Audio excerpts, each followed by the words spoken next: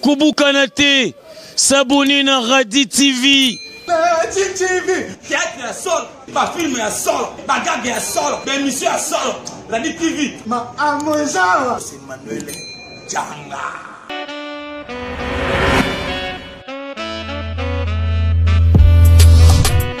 Bonjour, bonsoir très chers téléspectateurs, tout dépend de l'ère à laquelle vous nous suivez.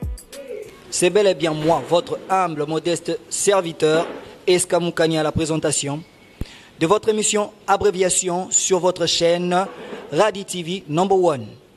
Déjà pour ceux qui ne connaissent pas, Abréviation est une émission qui vous parle des différents faits sociaux, c'est passant à Kinshasa et sur toute l'étendue de la RDC. En ce moment, je sais que vous êtes nombreux partout dans le monde à nous suivre.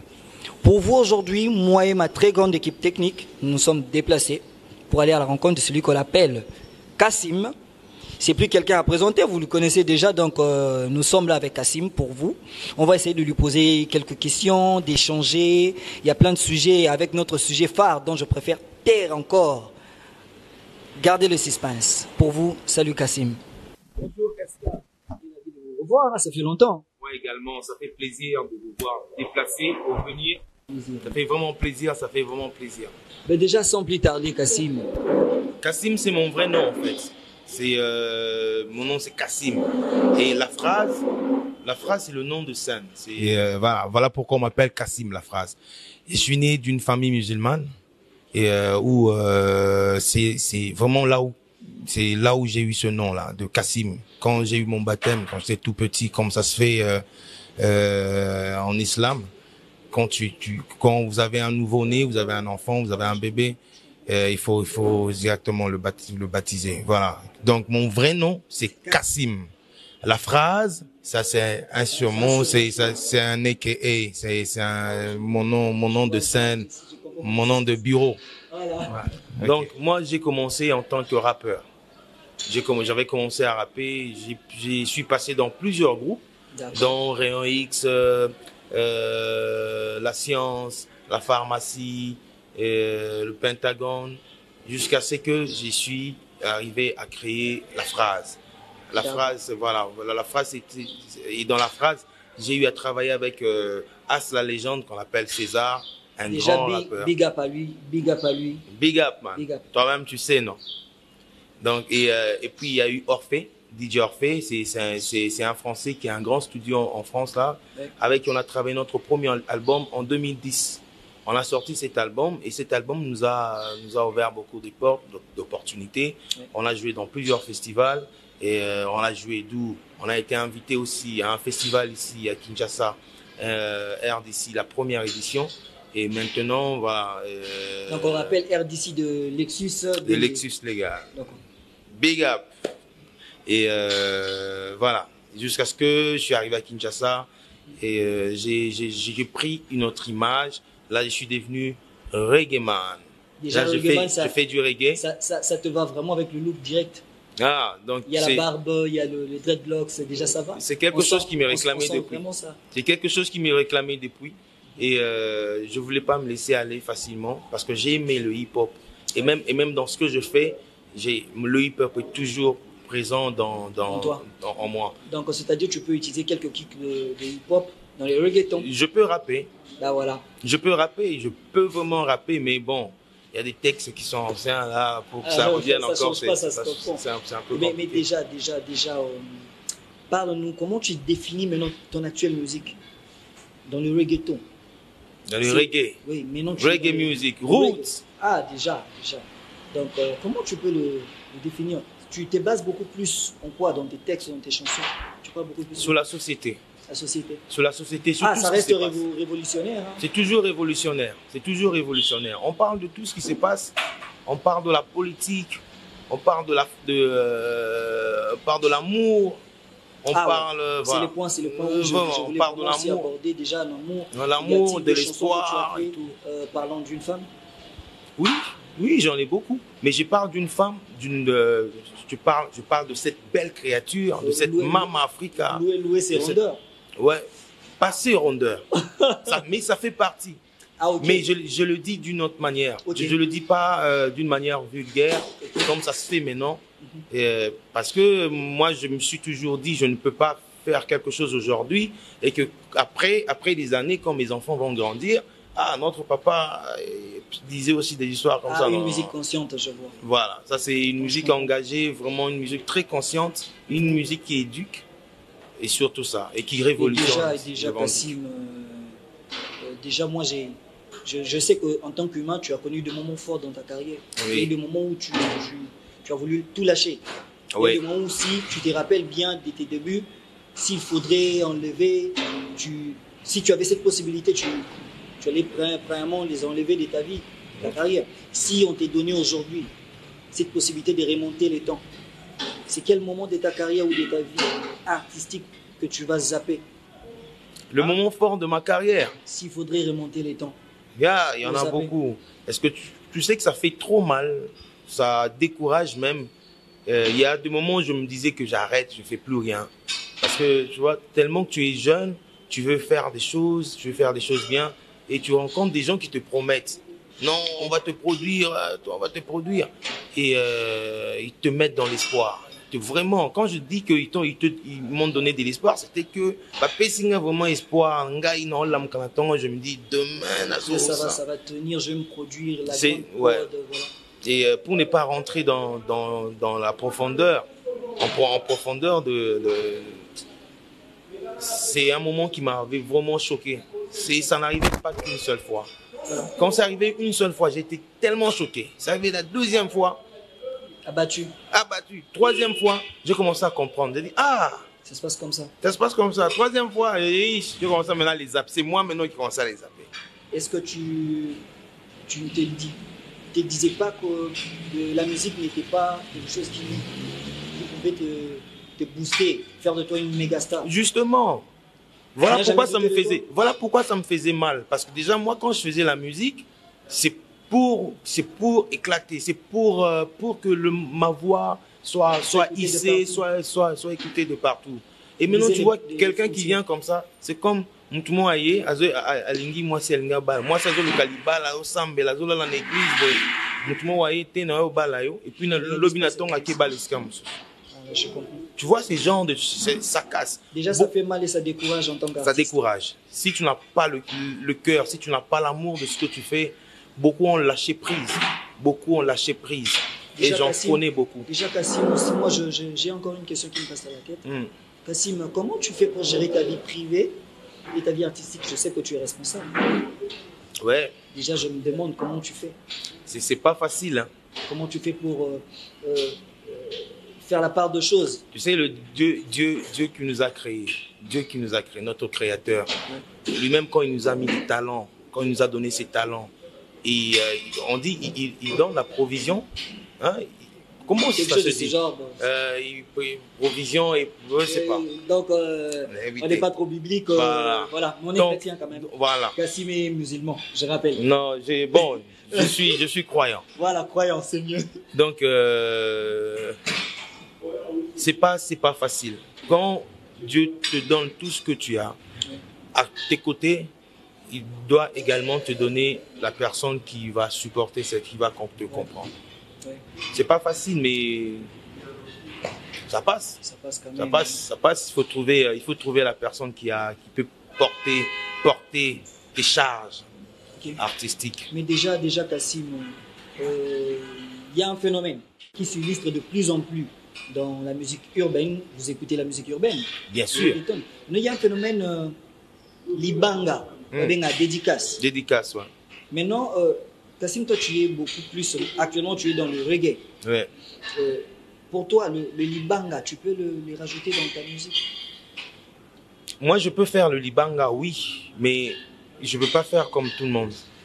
Moi, je peux faire le libanga général. Ok. Comme là, je peux faire. Je salue tous les Congolais. Voilà mon libanga pour tous les Congolais. Et pour ceux qui me soutiennent, pour ceux qui me suivent, pour ceux qui viennent dans mes soirées, pour ceux qui viennent dans mes concerts, pour ceux qui sont là, qui me donnent des forces, qui me boostent. C'est à ces gens-là que je dois. Mais tu connais quand même le nom. Il y a le nom. Ils sont très nombreux. Ils sont très nombreux. Je ne vais pas citer quelques-uns et laisser les autres. Donc pour toi, tu ne préfères pas faire comme tous les autres. Tu peux dédicacer, mais pas pour... Parce que déjà, j'y vais dans le vif du sujet, c'est-à-dire, l'Ibanga, quand je parle, c'est dédicacer une personne pour te soutenir financièrement. La personne qui vient, qui met son argent et toi, tu le chantes. Ouais. Non, moi, je ne suis pas dans cette optique. Moi, je suis dans une optique où il y a des mamans qui vendent des pains là au coin, il y a des policiers, ça me choque et moi, je chante ça. Des faits sociaux. Voilà. Moi, Libanga. Déjà, je comprends. Je peux faire le Libanga à quelqu'un qui m'a soutenu. Si je comprends bien, tu ne partages pas le même point de vue que les autres. Le fait de dédicacer n'importe comment. Mais il y a des gens, moi je connais, il y a des artistes qui sont aujourd'hui riches à cause de ça. Mais moi, je suis pas contre ce que eux ils font. Mais toi, tu veux faire à ta manière. Moi, c'est quelque chose que je ne sens pas. Ok. Je ne sens pas. Si, par exemple, aujourd'hui, tu me dis que Kassim, je te donne autant, je vais faire la chanson, ouais. Mais je ne vais pas te mettre ton nom. Je vais mettre la chanson, je vais faire la chanson et que toi-même, ça parle de moi. Ça parle vraiment d'une histoire vraie. Là, c'est l'artiste qui parle. C'est l'artiste qui parle. Mais je ne suis pas contre ceux qui le font. Déjà, Kassim, je sais que tu écoutes tes aînés, tes frères, ouais. Tes jeunes frères aussi. Ouais. Dites-nous, c'est qui ton kiff préféré dans la musique urbaine aujourd'hui? Ils sont nombreux. Déjà, tu vois, moi, je partage et Lubumbashi, et les Katanga et Kinshasa. Non, oui, je comprends. Donc, ils sont très nombreux et moi, j'apprécie tous ceux qui font bien cette musique-là, ce genre-là. Si c'est déjà bon, big up les gars, avancez. D'accord, on vous salue, tout le bon, tout le meilleur, on vous salue. On vous dit courage, bon courage. Voilà. Et déjà, on entre aussi, il y a notre sujet à nous, dans notre mission abréviation déjà. Ok. La question qui nous vient en tête, c'est pourquoi est-ce que les femmes sont devenues matérialistes? Okay. Pourquoi certaines femmes sont matérialistes? Ah, là, il faut leur poser la question. Puisque déjà c'est fréquent. Nous sommes tous victimes de ça. Hein. Là, je pense. Tu as un point de vue différent de nôtre? Là, je pense qu'il faut leur poser à elles, là, au fil à matériel. Mais moi, je pense qu'il y a deux aspects. À elles. Je pense qu'il y aura deux aspects. Il y a l'envie d'abord. Et l'envie de quoi? L'envie d'avoir, de posséder, d'avoir l'argent, de se faire belle, comme ça. Tu vois, et c'est souvent, le plus souvent, c'est chez les femmes, peut-être la famille, la vie, moi, bien été. Et qu'elle est en train de côtoyer, les amis. Oyo, amoni lelo, ayena téléphone à sika, mutuka moi, a Chine, beti boy. Yepe lingi, a zo mutumoko, oyo pe orche na ba, rendre stable. Ils appellent question éducation. Ok. Mais maintenant, tout le monde yango pe bisonio so, ba sugar daddy, les papas sucrés, avec nos petites filles. Hein? Les problèmes, il y a sugar daddy. Ils bagarre à génération, papa, jeune, le plus jeune que nous, comment? Non, mais les filles là, les matérialistes, au bazar matérialiste, parce qu'il y a aussi les filles bien, au bazar matérialiste. Les filles qui sont matérialistes, biso jeune, on n'a rien. Déjà, il n'y a pas de boulot. Toi aussi, sabatique, il n'y a pas de boulot. Nous vivons dans des conditions. Voilà, on a qui n'attend que moi, caillou na yo, zongi, ozuma elo moi mouké. Mais Olingaka, tu aimes des belles filles, tu aimes des filles qui sont propres. Or, ces filles qui sont propres là, les gens battent une sous, battent la rabambo. Ah ouais. Alors, mon qui a singué le PCT, a singué à mi balé le PCT, on a besoin de le PCT. Sugar daddy, direct. 4 makoloingi la Attali a PCK numéro, appelle-moi demain. Dans un restaurant bien, la table bien garnie, et puis à la fin. Pour la impression, nous en avons 1000 balles pour le transport. À foutre les pins appartement. Parce que nous avons un soir, nous avons un crédit, nous avons un bipé. Tu penses qu'elle va te garder? Non. Direct. Mais déjà, un conseil pour ceux qui les font. Ces femmes matérialistes-là. Parce que ce n'est pas toutes les femmes qui sont matérialistes. Il y a certaines femmes qui sont comme ça. Mais pour ceux-là qui sont matérialistes, tu penses que le fait de ne pas avoir l'argent, on ne mérite pas l'amour. Puisqu'on n'a pas assez d'argent, on n'a pas assez de moyens pour les embellir. Tels que le sugar daddy le font. Donc, c'est-à-dire, nous, les jeunes, toba la tête au la bongo alors. Bon, comme tu parles de sugar daddy, c'est qu'il y a aussi des sugar mami.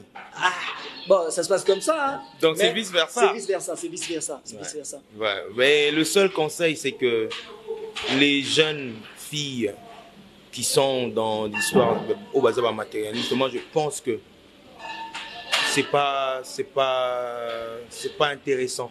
C'est pas intéressant, vraiment. Je sais pas. Tu vois, chacun a sa manière de voir sa vie, sa conception.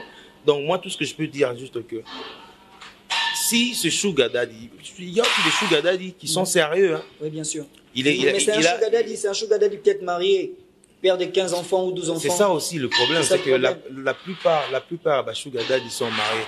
À 100%, 95% voilà. mariés. Et puis, il ne va jamais t'épouser, il te prend juste pour... Et la fille en profite.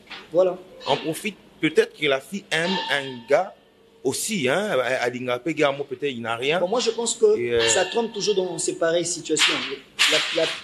La jeune fille, elle a appelé moi jeune mot. Mais à ce qu'on a sponsor, on est à Sugar Daddy. Ouais, jeune, on a soutien Bambon, on a Sugar Daddy. Donc, déjà là, il y a.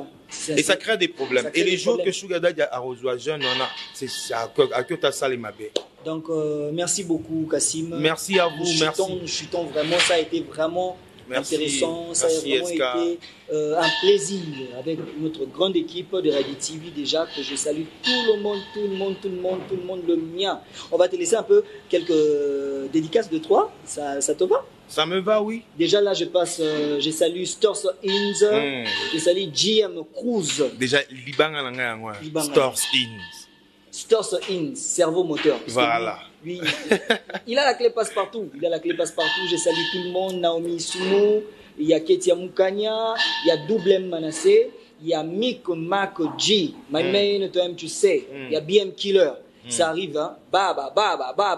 Déjà là, nous sommes très contents de vous recevoir vraiment. Ouais, espérons que tu auras les sous-sous. Voilà. Des actualités. Et déjà, parle-nous aussi, avant de dédicacer, parle-nous au moins de tes programmes un peu vite fait. Bon, moi je joue chaque jeudi dans Wido Bar. Et c'est du reggae, c'est du jeudi reggae, c'est un temple de reggae. Et j'invite tous les reggae man, tous ceux qui font du reggae, filles, garçons, papa, maman, vieux, venez, n'hésitez pas. Chaque jeudi, c'est en ville, sur l'avenue de la Nation, en diagonale, en diagonale, dans Wallonie-Bruxelles. Donc, l'adresse est passée, donc voilà. Dédicace, passé, dédicace, je salue tous les peuples congolais. Et je salue mon groupe, le groupe La Phrase, Langage Roots. Je salue tout le monde. Je salue tous les Congolais. Dieu blesse. Protégez-vous contre le corona.